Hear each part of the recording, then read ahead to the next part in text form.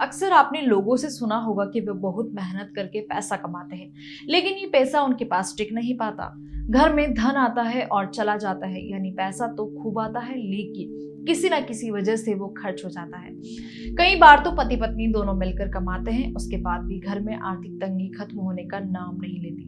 फालतू चीजों में पैसे खर्च हो जाते हैं और चाह कर भी पैसों की बचत नहीं कर पाते हैं। तो इसका कारण आपके घर का वास्तु दोष भी हो सकता है। वास्तु शास्त्र के जानकारों का मानना है कि हमारे घर में कुछ ऐसे वास्तु दोष या चीजें होती है जिनकी वजह से भी घर में पैसा रुकता ही नहीं है। वास्तु दोष की वजह से व्यक्ति चाह कर भी धन का संचय नहीं कर पाता है।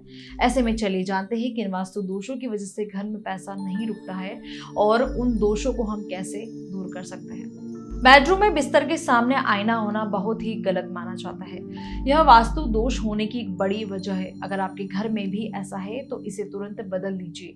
ऐसे घरों में अक्सर पति और पत्नी में झगड़ा होता है और सुख शांति का अभाव बना रहता है। भूल कर भी बिस्तर के सामने आईना न लगाए। इसे हटा पाना संभव न हो तो कपड़े से ढक दे।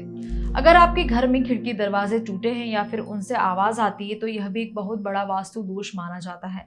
इसलिए टूट फूट की तुरंत मरम्मत करवा ले। साथ ही खिड़की दरवाजे से किसी प्रकार की आवाज आने से नकारात्मक ऊर्जा उत्पन्न होती है। अगर आपके घर के मध्य भाग यानी कि बीचों बीच में कोई भारी सामान रखा है तो इसे तुरंत हटा दे। ऐसा होने पर परिवार के मुखिया पर कर्ज का बोझ बना रहता है और उसे कभी मुक्ति नहीं मिलती है। भूल कर भी घर में बीच में कोई भारी सामान न रखें। यह घर में सकारात्मक ऊर्जा के प्रभाव को भी बाधित करता है। इसके अलावा मुख्य द्वार के सामने कोई रुकावट होना भी वास्तु दोष है। घर में सकारात्मक ऊर्जा के संचार के लिए मुख्य द्वार का साफ सुथरा और व्यवस्थित होना बेहद जरूरी माना जाता है।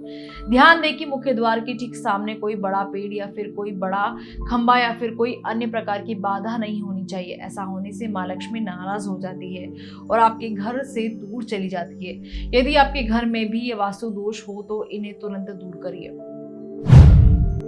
व्यास मीडिया नेटवर्क से बने रहने के लिए चैनल को लाइक करें, शेयर करें और सब्सक्राइब करना ना भूलें। नमस्कार।